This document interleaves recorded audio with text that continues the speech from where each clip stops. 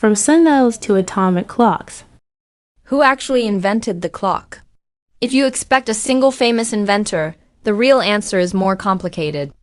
The clock was not created in a single moment by one person. Instead, it emerged slowly over thousands of years. Different civilizations developed new ways to measure time, each building on earlier ideas. The clock we know today is the result of many generations trying to understand and organize the passing of time. Long before machines existed, humans relied on the natural world to track time. The rising and setting of the sun, the phases of the moon, and the changing seasons gave early societies a basic sense of rhythm. As agriculture developed, people needed more precise ways to divide the day. Farmers, priests, and rulers all depended on knowing when certain activities should happen. One of the earliest timekeeping tools appeared in ancient Egypt. Around 1500 BC, Egyptians erected tall stone monuments known as obelisks. While they were primarily religious symbols, they also cast long shadows that moved as the sun crossed the sky. By observing these shifting shadows, people could estimate different parts of the day. This idea eventually developed into the sundial. A stick or a triangular pointer, known as a gnomon, was placed on a marked surface. As sunlight moved across the sky, the shadow of the gnomon shifted along the markings.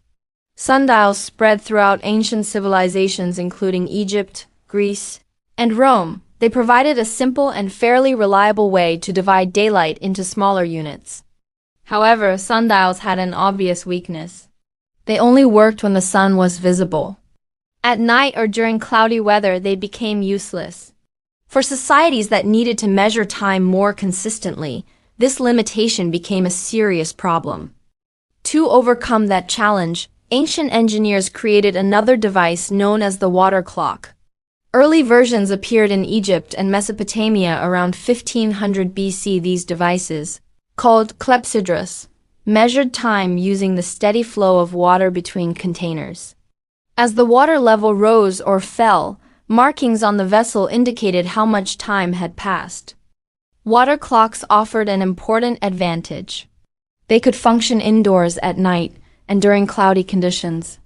Because of this flexibility, they were used in courts, temples, and public administration.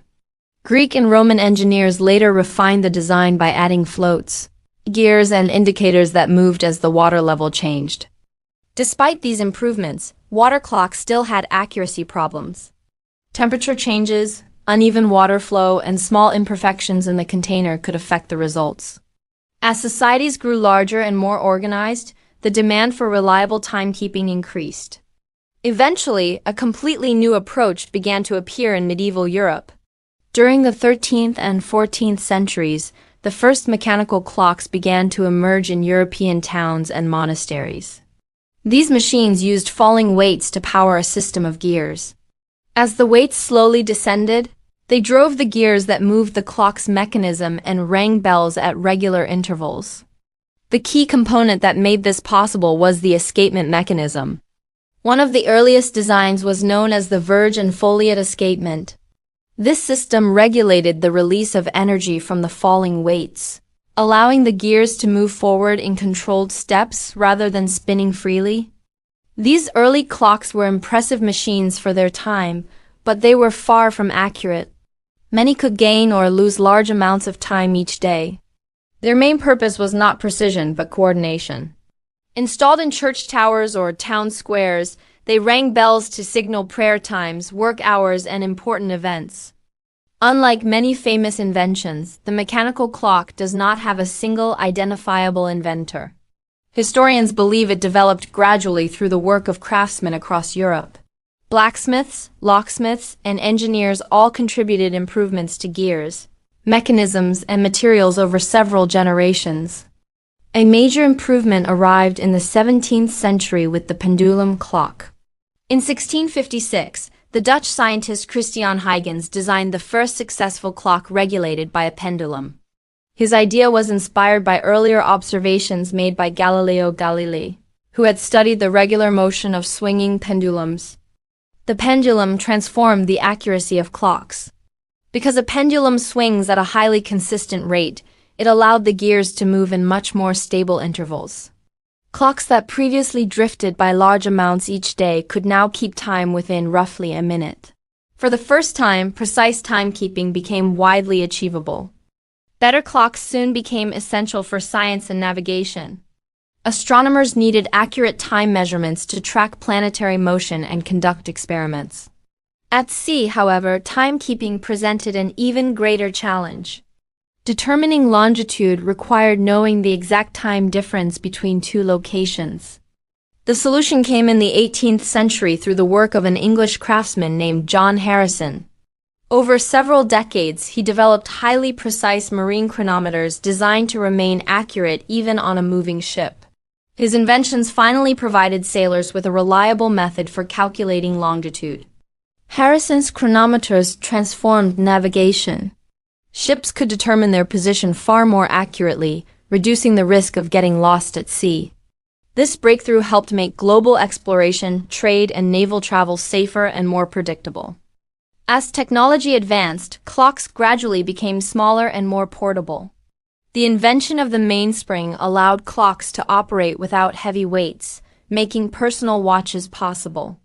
Pocket watches became widely used by merchants and professionals, eventually evolving into the wristwatches that became common in the 20th century.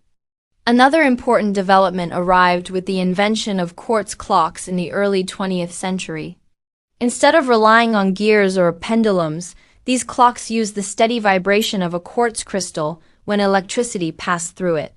Quartz technology greatly improved accuracy and reliability.